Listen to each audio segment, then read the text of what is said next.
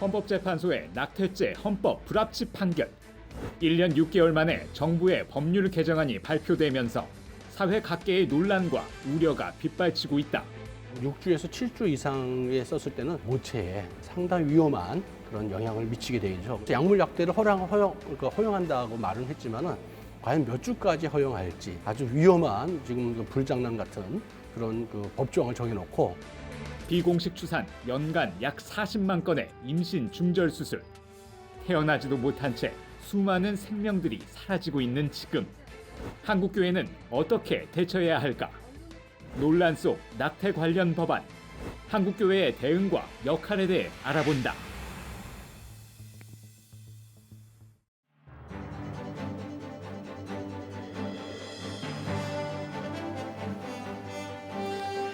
안녕하십니까. 한국교회를 논하다 진행을 맡은 한기채 목사입니다. 지난달 10월 7일 법무부와 보건복지부는 형법과 그 모자보건법 일부 개정안을 입법 예고했습니다. 그 개정안 그 안에는 임신 14주까지 의학적으로 인정된 방법이라면 낙태가 이루어질 때 이를 처벌하지 않는다는 내용과 사회 경제적인 사유 등이 인정되면은 사실상 임신 24주까지 낙태를 허용한다는 내용이 담겨 있어서 많은 논란을 빚고 있습니다. 오늘 한국교회를 논하다에서는 낙태죄 법 개정에 따른 주요 내용들을 살펴보고 올바른 법을 만들기 위해서 한국교회가 어떤 역할을 해야 되는지 함께 나눠보도록 하겠습니다. 먼저 오늘 함께 이야기를 나눠주실 분들을 모셨습니다. 성산생명윤리연구소 이명진 소장님 나와주셨습니다. 어서 오세요. 반갑습니다. 반갑습니다. 이어서 복음법률가회 운영위원이신 연취현 변호사님 나와주셨습니다. 네, 반갑습니다. 네. 변호사님. 그리고 끝으로 카도시 아카데미 공동대표이신 이재욱 목사님 나오셨습니다. 네, 반갑습니다. 어서 오세요. 네. 귀한 발걸음 이렇게 해주신 세 분께 감사드리고요. 지난해 4월 헌법재판소가 낙태죄 헌법 불합치 판정을 내렸는데요.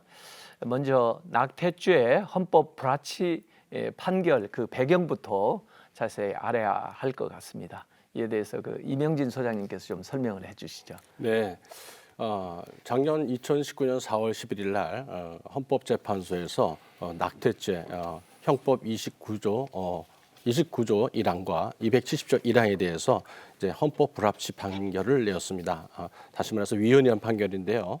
이것이 어떻게 이제 이루어지게 됐냐면은 부산에 이제 한 산부인과가 의사가 있었습니다. 그래서 이분이 2014년부터 한 69회에 걸쳐서 낙태 시술을 합니다. 그래서 이제 형법에 의해서 이제 기소가 되는데 이분이 이제 이것을 헌법소원을 합니다. 나는 이 법의 처벌을 받기 싫다. 헌법이 나의 권리를 반한다 해가지고 헌법소원을 냈는데 이것이 이제 받아들여서 7대2라는 헌법 불합치라는 이제 결정이 내려졌습니다. 이해를 돕기 위해서 헌법 불합치가 무엇이냐면 이제 그 헌법에 위반되지만은 이 법이 단장 없어지게 되면 사회적 혼란이 있기 때문에 어떤 기간을 두고 그때까지 개정으로 법을 개정해서 이 법을 이렇게 이 사회 혼란을 막자 하는 것이 헌법 불합치가 되겠습니다. 그래서 금년 말까지 이제 형법과 모자보건법이 이제 개정안이 이제 발의가 돼서 만들어져야 되는 상황입니다. 이 내용을 보면은 이제 현재 여러 전문가들이 의학적으로나 법률적으로나 윤리적으로 문제가 있는 그 헌법의 결정이라고 지적을 하고 있습니다만은 과연 왜 이런 결정이 나오게 됐는가? 그걸 한편 이제 살펴볼 필요가 있습니다. 형법에 대해서 이제 위헌 소송을 했지만 그 근간이 문제가 되는 것은 모자보건법이 더 문제가 되었습니다. 모자보건법은 이제 1973년에 저희들이 이제 국무회의를 통해서 이제 만들어진 법입니다. 얼뜻 듣기에는 모자를 보호하는 법으로 되어 있는데 그 이면에는 이제 도리어 안 좋은 많은 이 영향을 끼쳤습니다. 그 당시에 이제 저희들이 뭐 개발을 이제 경제를 일으키면서 아이들이 많이 나니까 그때 이제 73년에 출산율이 한 4.5 정도 됐습니다. 그러니까 뭐 둘만 낳아 잘 기르자 또 하나 잘 키운 딸 하나 열하나 안 부럽다 이런 식으로 온 국민에게 강력한 산하 정책을 이제 펼치면서 계몽 활동과 뭐 거의 세뇌에 가까운 그런 이제 이 활동을 펼쳤습니다. 그 결과로 이제 그 한 10년 만에 출산율이 2.0으로 떨어집니다. 아주 급격하게 떨어지죠. 그다음 이제 최근에는 이제 저희 OECD 국가에서 최저 출산율인 0.9까지 떨어지는 이제 영향을 끼쳤는데 그 내용 중에 어떤 내용이냐면 그 위법성 조각 사유라는 어려운 그 조항이 들었어요. 무슨 말이냐면 낙태하는 것이 죄는 죄인데 이런 경우는 좀 처벌을 하지 않겠다 하는 조항이 한 몇 가지가 있었어요. 이제 도리어 이것이 이제 낙태를 이제 조장하는 그런 법으로 이어졌었는데 요거 이 조항 중에 이거 의학적으로 맞지 않는 부분도 좀 있었어요. 이런 것들이 이제 꼬투리가 돼서 이제 위원까지 갔습니다.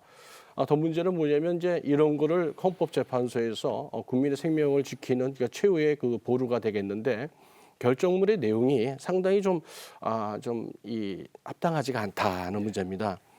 미국에서 이제 73년 그러니까 거의 50년 전에 로데웨이드 결정이라는 이 낙태 부분 허용 24주까지 허용하는 결정이 나는데 그 논리를 그대로 가지고 옵니다. 예. 그 24주라는 게 왜 이제 그때까지 허용하느냐? 그때 당시에 그 의학 기술로는 이제 출산 후 24주 정도가 돼야 이제 그렇게 생존 가능성이 있었습니다. 그런데 이제 50년이 지나고 의학이 많이 발달했기 때문에 이제 22주 아기도 충분히 살 수 있거든요. 그래서 의학적으로도 이제 맞지가 않은 이런 그 법률을 가지고 돌았습니다. 다른 나라에서는 이제 이미 이런 결정 이후에 특히나 미국 같은 데서는 73년 이 결정 이후에 한 5,800만 명의 아이들이 죽어갑니다. 그래서 이제 미국에서는 이제 이거에 대해서 반성 운동이 일어나서 이제는 우리가 아이를 죽여서는 안 되겠다. 이제 아이를 살리자 하는 이제 프로라이프 운동이 뭐 전국 그 미국 전역을 덮고 또 운동이 일어나고 있는데 우리는 거꾸로 50년 전에 미국이 겪었던 이런 걸 전철을 밟는다는 게 또 이런 결정을 헌재에서 했다는 게 상당히 유감이고 안타까울 따름입니다. 그러니까 지금 이제 의사시니까 더 잘 아시겠는데 모자보건법이 예외적인 경우를 이제 허용을 했던 것인데 그것 때문에 낙태가 사실상 무분별하게 많이 진행됐던 것이 사실이고 이제 법적으로도 그걸 합법화하려고 하는 이런 시도가 진행되는 걸 우리가 지금 우려하고 있는 거죠. 그래서 지난달 이제 10월 7일인 것으로 기억하고 있는데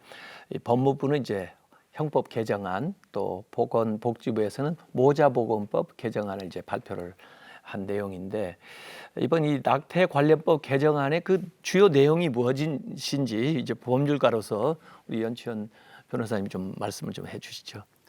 네, 이명준 원장님께서 잘 말씀해 주셨는데 형법과 모자보건법으로 나눠서 좀 설명을 드리겠습니다.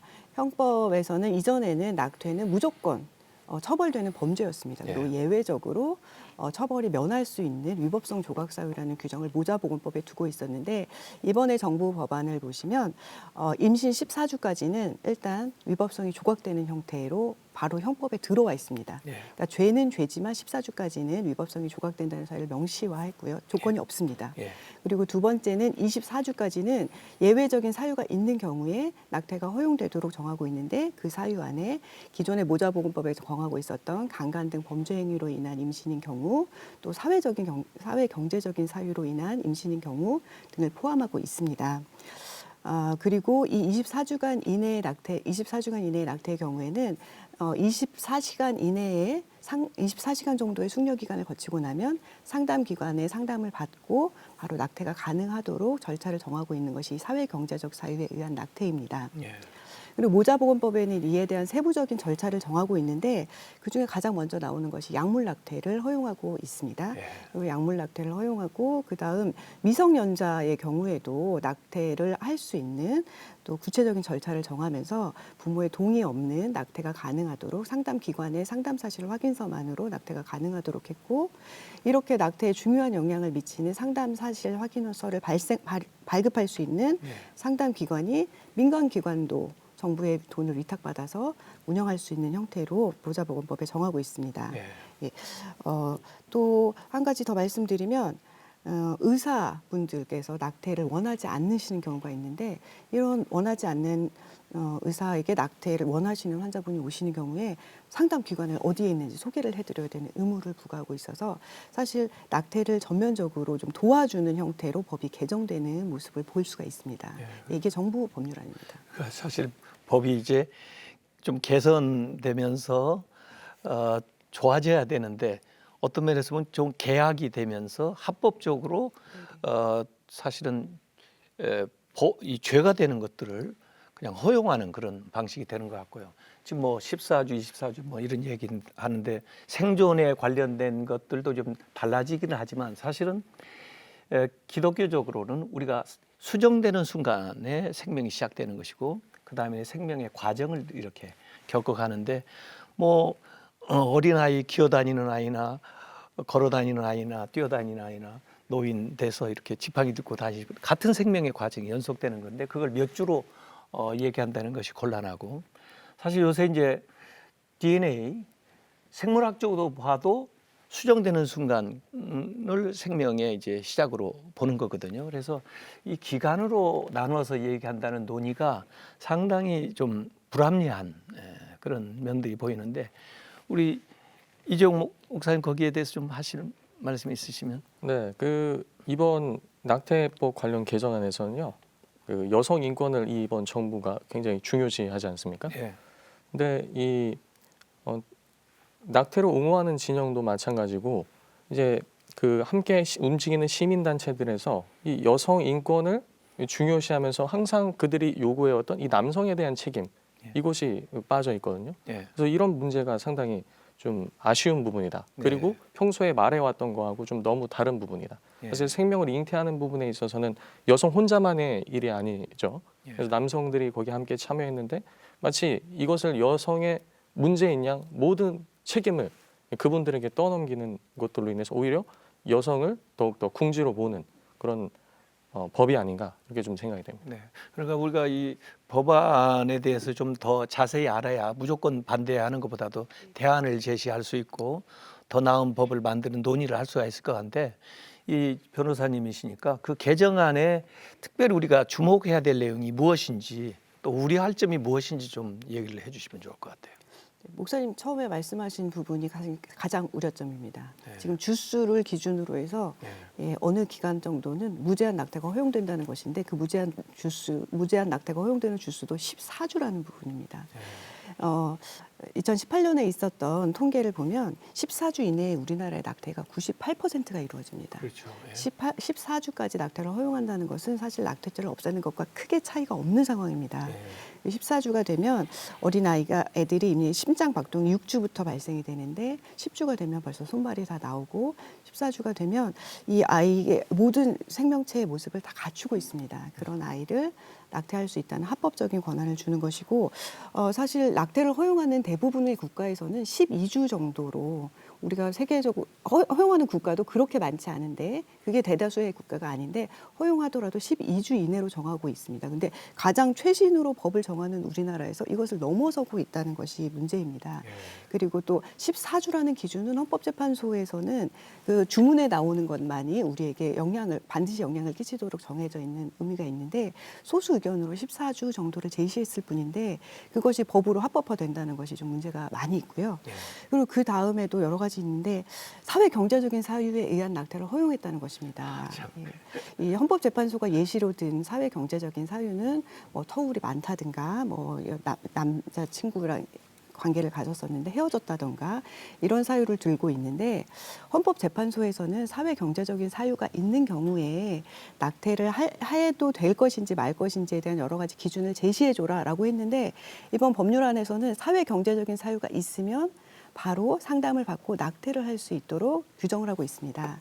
이것이 아주 큰 문제인데요. 이 사회 경제적인 사유가 굉장히 추상적인데 또 이것을 허용하는 나라들도 아까 말씀드렸듯이 14주까지 넘어가는 나라가 없는데 24주까지 이것을 허용하고 있고요. 또 우리 아까 법률상 말씀드렸는데 형법에서 사회 경제적인 사유가 있으면 상담을 받고 절차를 거쳐서 낙태가 허용된다라는 형태로 규정했는데 이 상담에서는 전혀 아무것도 걸러지는 것이 없어요. 그렇죠. 그냥 절차일 뿐이고 내가 사회 경제적인 사유가 있다는 것을 상담 기관과 상담을 하면 낙태가 가능한 상황이 됩니다. 그러니까 실질을 살펴보자면 그리고 우리나라 낙태의 90% 정도가 대부분 사회 경제적인 사유로 낙태를 하고 그렇죠. 있거든요. 그러니까 이건 사실 아까 말씀한 대로 너무 추상적이에요. 네네. 예, 사회 경제적인 사유. 네. 오히려 거기에 대해서 사회가 국가가 대안을 제시해야 되죠. 어떻게 그런 어려움이 있는 분들을 지원하고 아이를 낳아서 기를 수 있게 하겠는가를 더 연구를 해야 되고 사실 우리나라 지금 출산율이 사실 그 낙태하는 아이들이 출산율보다 거의 2배 이상을 낙태하는 맞습니다. 그런 예. 실정인데 우리가 출산 장려하는데 비용 투입하는 것을 사회 경제적인 정말 문제가 있는 분들한테 제공해서라도 아이를 낳을 수 있는 환경을 만들어주는 게 국가가 하는 역할 아닙니까? 근데 이게 너무 추상적인 게 진짜 들어가는 것 같고요. 또 사실 상담도 하려면 어떤 지정된 상담소에 가서 공인된 것을 해야 되고 또 그걸 인증해 줄 수 있는 어떤 의료윤리위원회나 이런 데가 만들어져서 해야 법을 지키는 것이지 이렇게 막연하게 해놓으면 법이 어떻게 지켜지겠어요? 지금 상담사의 자격 조건도 없고 상담 기관에 대한 조건도 뭐 이제 법에 정해진 게 없습니다. 우리가 시행령이 정해지는 거를 보고 그냥 그거에 따라져 가기 때문에 막연하게 절차만 규정해 놓은 상태고 기준이나 윤리에 대한 부분이 전혀 없는 것이 사실 큰 문제입니다. 이명진 소장님 이제 현직 또 의료인이시니까 이 낙태법 그 개정안 좀 이제 보고 계시면서 여러 가지 생각을 하실 텐데 임신 주차 지금 얘기한 대로 그 시간으로 나누고 있는데 의료교회 반응에서는 전문적으로 어떻게 이 기준을 하고 얘기하는 거죠? 네, 이제 뭐 일단 두 가지로 보고 있습니다. 먼저 이제 크리스찬 의사의 입장, 예. 그다음에 이제 뭐 그냥 단지 의사의 뭐 그 이제 종교에 관계 없이 봤을 적에 먼저 크리스찬 입장에서 봤을 때는 모든 생명은 하나님의 형상으로 만들어져 있기 때문에 그 아이가 좀 부족하든지 뭐 어떤 형태를 띠고 또 어떤 경우에는 이제 그 이 유전적 결함으로 신체적 결함을 갖고 있을지라도 우리는 존중한다는 것이 저희 입장입니다. 또 이제 그 그냥 의학적으로만 따졌을 때도 우리 이제 그 모든 임신 처음 시작되는 수정과 난자가 정자와 난자가 만나서 수정되는 그 순간부터 저희는 이제 의사들은 다 생명으로 인정하고 있습니다.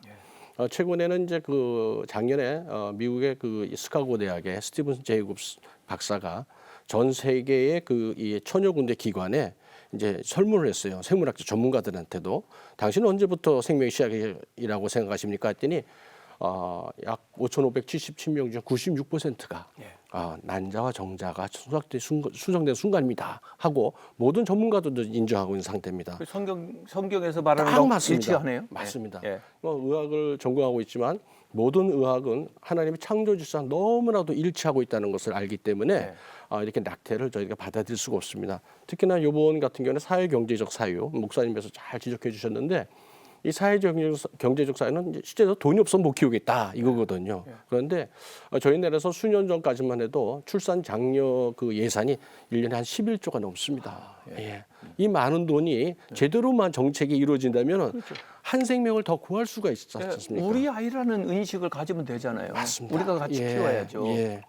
예, 그런 게 있겠고 또 이제 의학적인 문제를 들고 있는데 의학이 정말 많이 발전했습니다. 예전에는 뭐 우리 언총이라 그러죠. 뭐 이렇게 입술 위가 좀 이게 결손이 된 아이라든지 많은 유전적 질환을 가지고 있는 아이들을 의학의 도움으로 정상적인 생활을 다 이렇게 할 수 있도록 도와줄 수가 있어요. 그렇다면 우리가 아이를 죽이면서 행복을 찾는 것보다는 한 생명이라도 우리가 사랑을 나누고 도와주고 회복시켜서 같이 사는 것이 우리가 맞는 것이 아닌가 이런 생각을 합니다.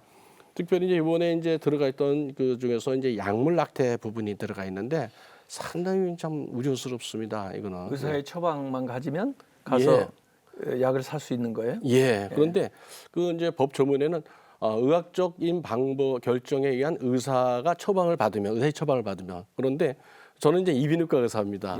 근데 이비인후과 의사가 낙태약을 처방한다는 거 그건 참 어울리지 않는 겁니다. 그리고 이 약이 상당히 위험한 게 뭐냐면 현재 전 세계적으로 한 7주 미만에서만 이제 좀 사용하는 게 좋겠다 그럽니다. 왜냐 부작용이 너무 많습니다. 이거 뭐 약물 낙태를 자연유산을 유도한다는데 이건 잘못된 어휘거든요. 말 자체가 저도 미국에서 들었는데 사후피임약 이런 식으로 좀 말이 사실 낙태약인데 예, 그렇게 맞습니다. 나오더라고요. 예, 그래서 사후피임약도 응급피임약으로 이렇게 해석이 돼야 맞는 것이고 이것도 이제 자연유산이 아니라 인공유산이죠. 네. 실은 내가 보이저 안에서 그런 것이지 약이 어떤 역할을 하냐면 그 태아가 엄마의 자궁에 이제 착상할 수 있는 그 이제 호르몬이 있습니다. 프로게스테론이라고 이 호르몬의 역할을 차단해 버립니다. 네. 결국 굶겨 죽이는 거예요. 아주 잔인한 방법 중에 하나입니다. 네. 그리고 요 아이가 이제 엄마에서 또 떨어져서 죽더라도 또 죽은 다음에 또 배출시켜야 되잖아요. 그럼 자궁을 수축시켜서 이제 배출하는데 이것이 한 번에 쑥 나오냐? 그게 아니다 말입니다. 그래서 이런 약물을 복용한 이 여성들 중에서 반수 이상에서 다시 한번 수술을 해야 되는 이런 이제 어려움이 있겠습니다. 뿐만 아니라 이제 또 이 말씀해준 16세 이상 청소년들에게 이제 낙태를 허용하고 있어요. 16세면 우리나라 한 고등학교 1, 2학년 될 겁니다. 그러니까 너무 어린 학생들에게 이렇게 낙태를 할 수 있다 허용한다는 자체가 너무 충격적인데요. 전국에 계신 우리 학부모님들 이 부분에 정말 한번 진짜 집중하시고 정신 바짝 차리고 좀 지켜보셔야 됩니다. 이 아이들이 이 낙태를 갖다가 이게 허용하는 이 법안이 얼마나 위험한 것이냐면 현재 학교에서 이루어지고 있는 성교육들이요 상당히 위험합니다. 아주 위태위태하거든요. 근데 거기서 항상 얘기하는 게 성적 자기 결정권을 얘기합니다. 너희들에게는 너희들의 성을 갖다 즐길 수 있는 자유가 있어. 그러니까 너희들이 합의가만 된다면 책임 의식만 있다면 피임하면서 뭐 콘돔만 끼고 아무데나 성관계를 해. 그리고 나서 혹이라도 임신하게 되면 넌 낙태하면 돼. 이 얘기가 똑같거든요. 아주 위험한 건데 그래서 이제 이런 것들에 대해서 이제 그 우리 정부 당국에 이제 얘기를 했습니다. 한번 우리 아이들을 이 법을 적용시켰을 때 어떻게 생각하십니까? 했을 적에 말을 못하죠. 예. 그러니까 참 이 생명 경시에다가 성문란한 풍조를 이제 조장할 수 있는 참 위험한 법인데 이렇게 의료계에서 또 법률계에서 역할을 해주셔서 참 감사해요. 근데 이게 목회자로서도 상당히 관심을 갖지 않을 수 없는 그런 상황이고 또 실질적으로 이게 갑자기 진행이 되는 것 같이 지금 보여서요. 참 이걸 막아내거나 또 대안을 제시하는 게 쉽지 않다고 저는 지금 생각을 하고 있는 상황인데 그래서 지금 헌법재판소가 이제 헌법 불합치 판정 내림으로써 이제 대안이 좀 빨리 마련돼야 되는 이런 상황인데 기독교 생명윤리적인 입장에서 뭔가 또 제시할 수 있는 또 참조해야 될 점들이 있을 것 같아요. 우리 이재용 목사님 좀 한번. 네, 우리가 그 기독교 생명윤리에 있어서 그 정확한 뜻을 알기 전에 먼저 그 중요성을 알 필요가 있다고 생각합니다. 제가 2019년 서울에 있는 모 대학 일반 강의실에서 직접 목격한 건데요. 한 교수님이 이제 여학생들 대상으로 이 낙태를 해야 되냐 말아야 되냐 이런 것들을 물어봤습니다.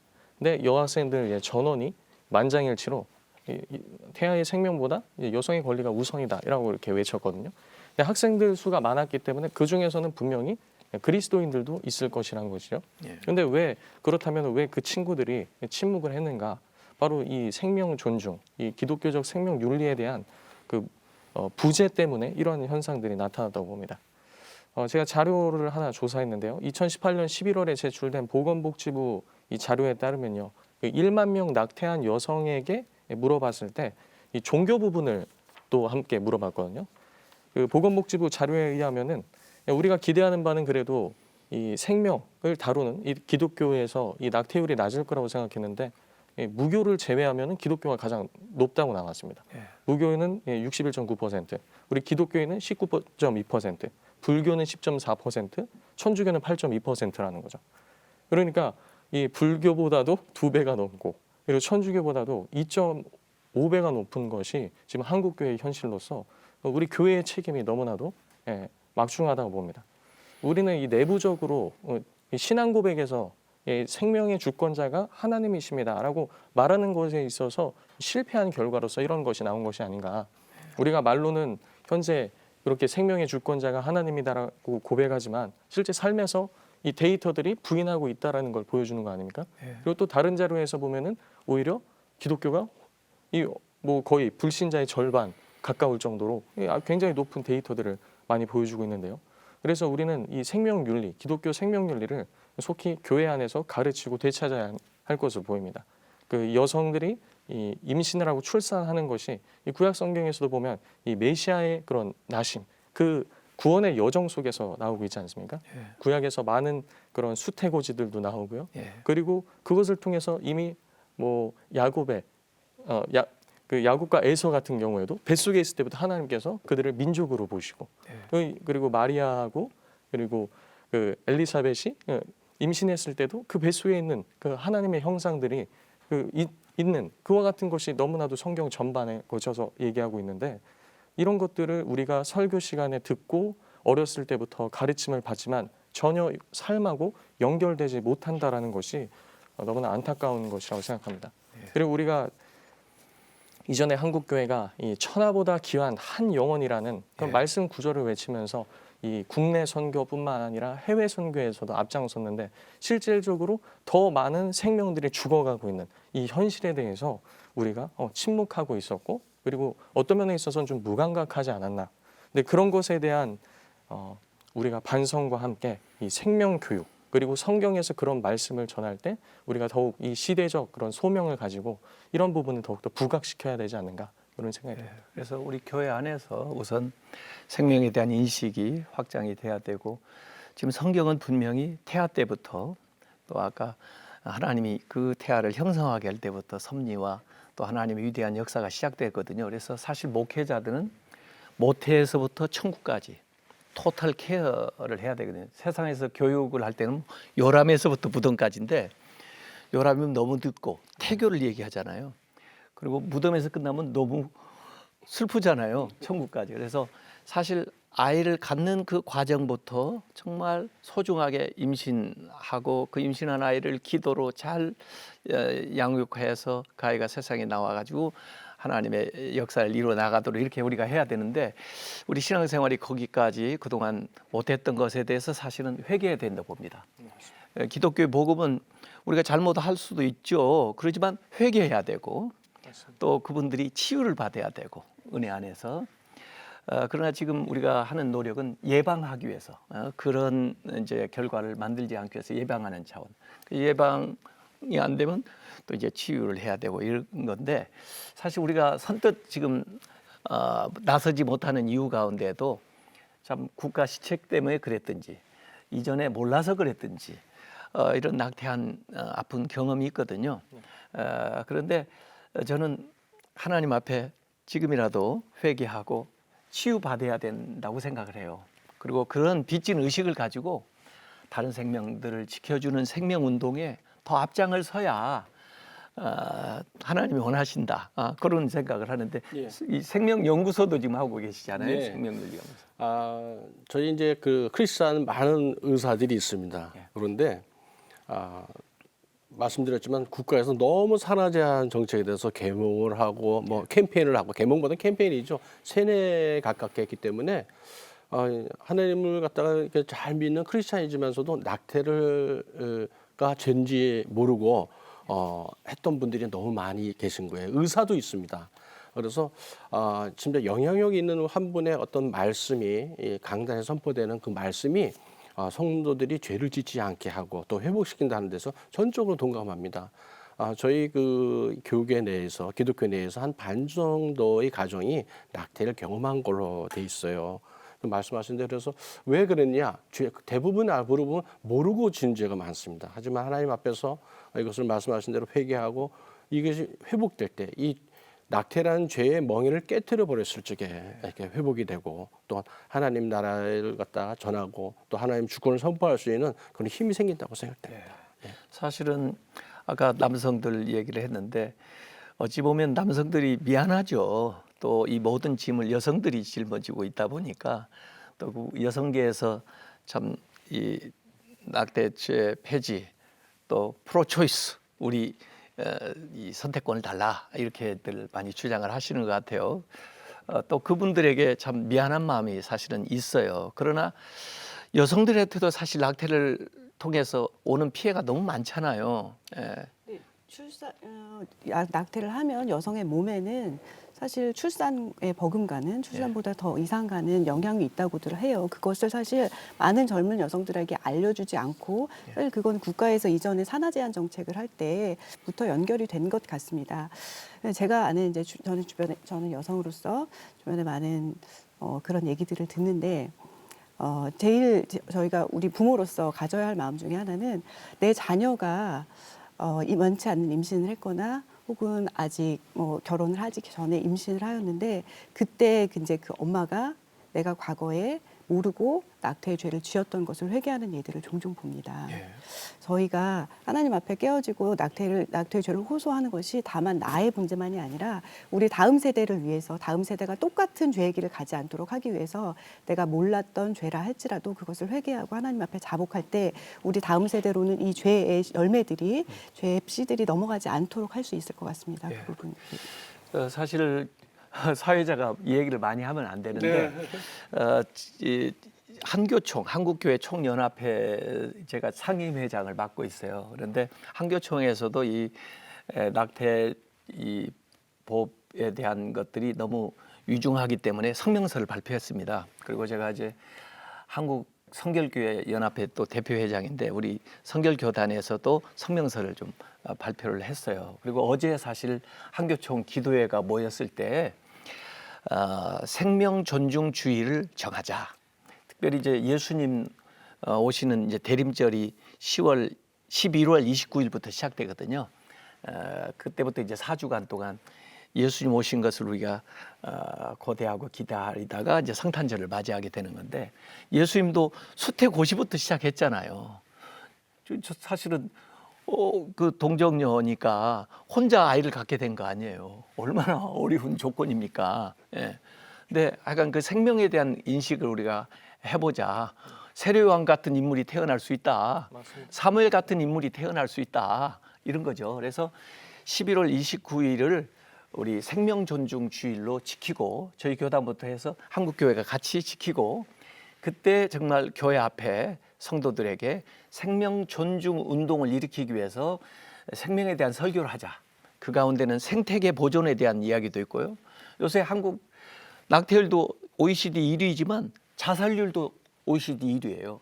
그래서 이 생명 운동을 일으켜서 자살 예방도 하고 낙태에 대한 문제성도 우리가 이야기를 하자 해서 제가 부족하지만 설교문을 2개를 써가지고 한국교회 앞에 전부 배포를 했습니다. 그래서 생명 존중하는 좀 운동을 일으키자 이런 것들을 하는데 그러니까 같이 이렇게 연합해서 우리 한국의 그 사회 생명력이 너무 약화된 것 같아요. 그래서 생명력을 복원해야 생명에 대한 인식도 좀 나아지지 않겠나 이런 생각을 좀 해봤습니다. 너무 좋았어요. 너무 좋았어요. 생명을 존중해야 되는 것이 법적으로도 사실 이번에 헌재 판결이 생명권과 자기결정권을 비교하지 않았습니까? 근데 사실은 엄밀하게 따지면 생명권이 있어야 자기결정권이 있습니다. 그렇죠. 근데 이것을 동등한 가치로 놓고 지금 비교를 했다는 것 자체가 우리가 생명에 대한 가치를 얼마나 많이 잃어버리고 있었나에 대한 자성의 기회가 되었습니다. 지금도 목사님께서 잘 말씀해 주셨는데요. 이전에 이런 우리 한국 교회가 이 문제에 대해서 침묵했던 걸요. 제가 한국 교회가 그간 뭘 했는지 이렇게 검색을 해보니까 물론 성산생명윤리연구소나 이런 좋은 이 우리 교계 연구소들은 이런 일들에 많이 동참도 하고 힘을 썼는데요. 이 범교단적 차원에서는 우리가 2007년도에 세상으로부터 한번 책망을 받았습니다. 이 검색하다 보니까 이 진보 색채 성향의 모 신문사에서 칼럼을 냈는데요. 한국 교회는 왜 낙태에 대해서 반대하지 않는가? 이미 2007년도에 그런 칼럼을 실으면서 미국에서는 그와 같은 생명운동을 하는데 왜 한국에서는 침묵하는가? 심지어는 이 너무나도 중요한 생명운동에 있어서 정치적 이슈로까지 가져가는데 왜 한국 교회는 침묵하는가? 우리가 얼마나 침묵했던지 세상을 들어서 하나님께서 그렇게 책망하는 요새는요 것이 아닌가. 그래요. 세상이 교회를 꾸짖어요. 제가 요나스를 요새 읽고 있는데 요나스를 읽어보니까 다른 사람들이 배에 타고 있는 다른 사람들이 너 왜 기도 안 하냐 이렇게 꾸짖어요. 너 왜 이렇게 잠만 자고 있냐 그래요. 근데 다행스러운 건 어제 우리 한교총이 다 모여서 연합으로 우리가 한 목소리를 내자. 그래서 특별히 좀 악법에 대해서 우리가 정말 한 목소리를 내고 그런 법이 제정되지 못하도록 노력을 하자 이렇게 해서 힘을 모으고 있는데 또 오늘 이렇게 세 분이 같이 오셔서 이렇게 협력을 해주셔서 참 감사합니다. 그 여러 단체들이 지금 소속돼 있는 데가 있었을 텐데요. 거기에서 또 본인들이 하시는 노력을 좀 소개해 주시면 예. 우리가 협력할 수 있는 것을 같이 나눌 수가 있을 것 같아요. 예. 예. 그 말씀해주신 대로 이제 그 여러 이제 단체들도 있고 뭐 교회에서 이렇게 이렇게 힘을 내주셔서 너무 감사한데 저희들이 좀 알아야 될 게 뭐냐면 저는 이제 이거에 대해서 같은 이제 고민을 많이 했습니다, 목사님. 그랬더니 이게 어디서부터 오냐면 이게 신학적 교리부터가 문제가 됐더라고요. 예. 그러니까 저희들이 이제 말씀대로 살지 않고 이 혼합된 신학, 자유주의 신앙이 들어왔을 적에 이 모든 것이 무너지는데 제일 먼저 뭘 무기로 갖고 들어오냐 성적인 문제를 갖고 들어오더라고요. 그래서 많은 미국 이제 청교도의 신학으로 세워진 미국이나 또 우리에게 복음을 전하는 영국이나 이 성적인 문제 이것에서 무너지겠는데 첫 관문이 대부분 낙태였습니다. 예.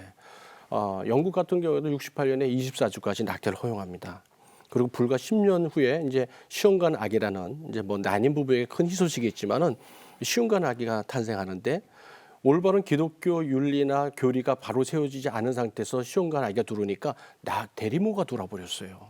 아주 뭐 심각한 문제가 벌어졌는데 그 다음에 뭐가 들어오냐면 동성애 합법화가 들어옵니다. 동성애 합법화. 그 다음에 뭐냐 안락사가 들어옵니다. 영국에서 이런 이 추세로 쭉 진행이 됐고 또 미국에서도 같은 추세로 진행이 됩니다.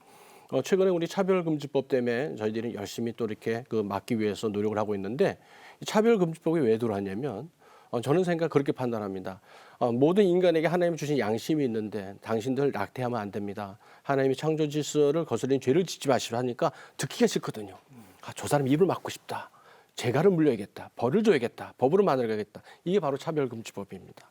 근데 더 나아가면 이제 안락사가 들어오게 되고 안락사 뒤에는 어떻게 되냐면 대부분 나라에서 이런 추세를 다 이루어진 나라에서 마약이 들어오더라고요. 그러니까 이제 이 기독교 윤리가 얼마나 중요한지 우리가 이제 이런 역사적인 그런 결과를 보고 이제 우리가 알 수 있는데 지금이라도 이렇게 많은 교단에서 목사님과 이런 운동이 일어나고 한국 교회를 깨워주셔서 너무 감사하고 힘이 됩니다. 특별히 우리 신학교에서 우리 신학교 교수님들이 이제 우리 목사님들이 이제 바로 세워지셔야 바른 목소리, 그러니까 바른 설교가 나오실 거 아니에요. 그래서 신학교에서 바른 이런 기독교 교리에 대한 그런 교육이 이루어져서 삶과 신앙이 일치되는 그런 설교를 많이 해주셔서 우리 교인들이 깨서 하나님 나라의 그런 일꾼들이 다 세워졌으면 좋겠습니다. 아까 변호사님 이 얘기 하신 것처럼 인권 중요하죠. 근데 인권보다 더 우선하는 게 생존권인데 이 자살이라는 것은 죽을 권리라는 얘기거든요. 안락사도 그렇고 사실은 또 이 낙태도 죽일 권리를 얘기하잖아요. 그러니까 우리가 살 권리는 있고 살릴 권리는 있어도 의무는 있어도 이 개념에 대한 것들 조금 우리가 정리를 해볼 필요가 있을 것 같아요. 법률가로서는 어떤 노력을 하고 계세요? 예, 노력에 앞서 한 가지만 꼭 말씀드리고 싶은데 태아의 생명이 눈에 보이진 않지만 태아의 생명을 생명이라고 인정할 때 우리 낙태죄가 태아의 생명권을 보호하는 우리 법제 전체를 걸어서 딱 한 조항입니다. 그리고 이 법제가 어떻게 되어 있냐면 살인의 죄 밑에 형법 밑에 살인의 죄 밑에 낙태의 죄가 있습니다. 이것은 분명히 우리 법을 만들 때 하나님이 주신 그 기본적인 양심에 따라서 이것은 생명을 죽이는 것에 대한 인식을 가지고 법제화를 한 거거든요. 이것이 아까 말씀하신 대로 임명준 원장님 말씀하신 대로 마음에 불편한 거죠. 마음에 불편을 끼치기 때문에 처벌을 하지 않으니까 없애버리자라고 하는 것이 폐지주의론자들의 주장입니다. 우리가 그것을 따라서 그냥 처벌도 별로 안 하고 다들 했는데 그냥 없애버리자라는 뜻에 동조하시면 안 됩니다. 우리의 양심을 깨우는 조항이기 때문에 그 부분에 대한 부분을 한 번 더 생각해 보셨으면 좋겠고요. 제가 법률가로서 하고 있는 것은 사실 복음법률가회라고 해서 저기 이제 법조인들이 모여서 우리가 어떻게 하면 법조인으로서 하나님의 법을 좀 이 땅에 실현하는 데 도움을 끼칠 수 있을까 하고 고민하는 모임이고 그래서 또 그런 활동을 하고 있는 복음법률가회 멤버로 활동하고 있습니다. 저희들도 열심히 이런 불법의 합법화라고 하는데 그러니까 우리가 합법적으로 여러 가지 하나님의 법을 거스르는 일들이 일어나는 것에 대해서 법률가로서 나서서 열심히 활동을 하겠습니다. 많은 분들께서 좀 이 부분에 대해서 많은 관심과 지원을 해주셨으면 좋겠습니다. 법에서 중요한 건 사실 법의 정신인데 원래 법 안에는 그래도 생명을 존중하는 사상이 들어가 있었고 그다음에 사실은 약자를 보호해야 되거든요. 가장 작은 자, 자기를 방어할 수 없는 태아, 더구나 모체 안에 들어있는데 말이에요. 그걸 강제로 끄집어내서 죽인다는 건요.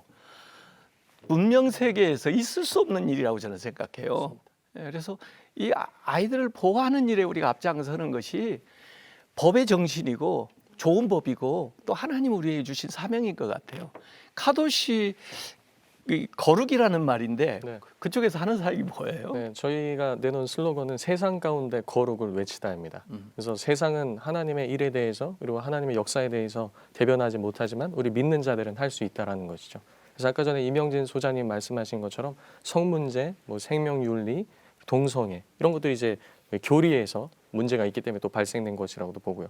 그리고 또 부모 교육 문제, 자녀 교육 문제 이것은 다 밀접하게 연관이 되어 있습니다. 그래서 카도시 아카데미는 이 교회에서 다 감당할 수 없는 이런 사역의 공백들을 메꾸기 위해서 노력을 하고 있고요. 특별히 지금 현재 이런 문제들이 성문제하고 깊이 연관되어 있기 때문에 이 성경적 성교육을 할 수 있는 강사들, 생명교육을 할 수 있는 강사들, 그리고 그런 것들을 시청할 수 있는 여러 콘텐츠들을 현재 제작을 하고 있습니다.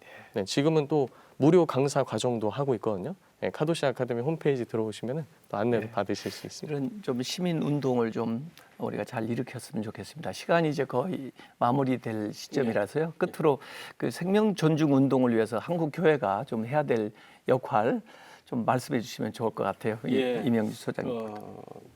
말씀해 주신 대로 이제 한국 교회가 이번이 참 이렇게 참 답답한 상황이 되지만은 그래도 희망이 있는 것은 온 교회가 낙태가 그동안 죄였다는 것을 깨우치고 회개하고 회복되는 그런 이제 좋은 기회가 되리라고 생각됩니다.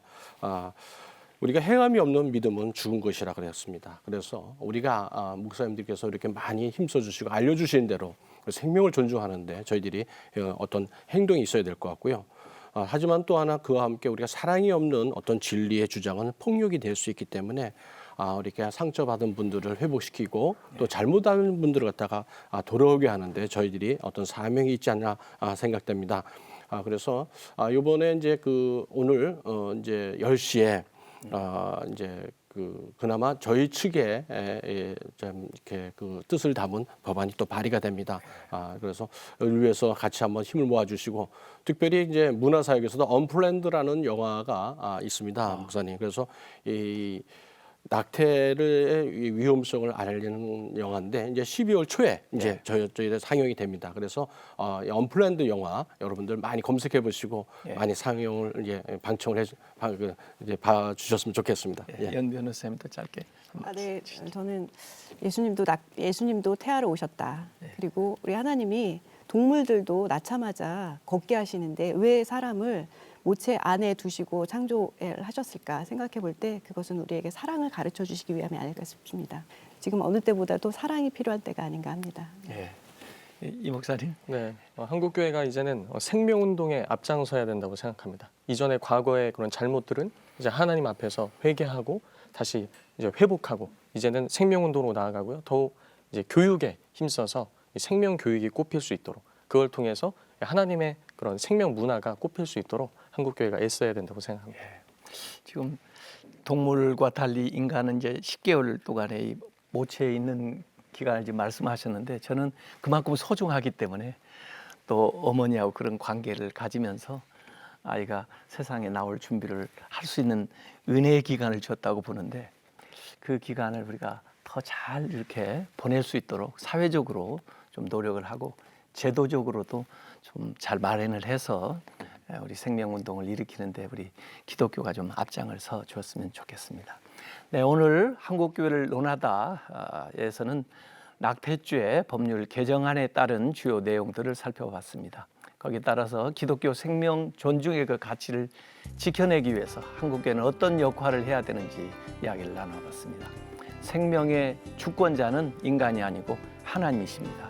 태아도 분명히 하나님이 주신 독립된 생명체입니다.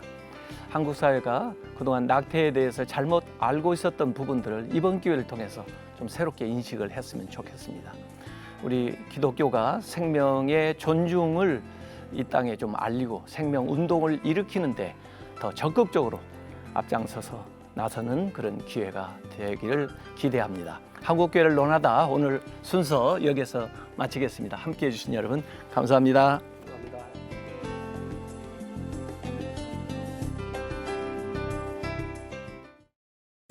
이 프로그램은 CTS 방송가족의 사랑과 후원으로 제작되었습니다.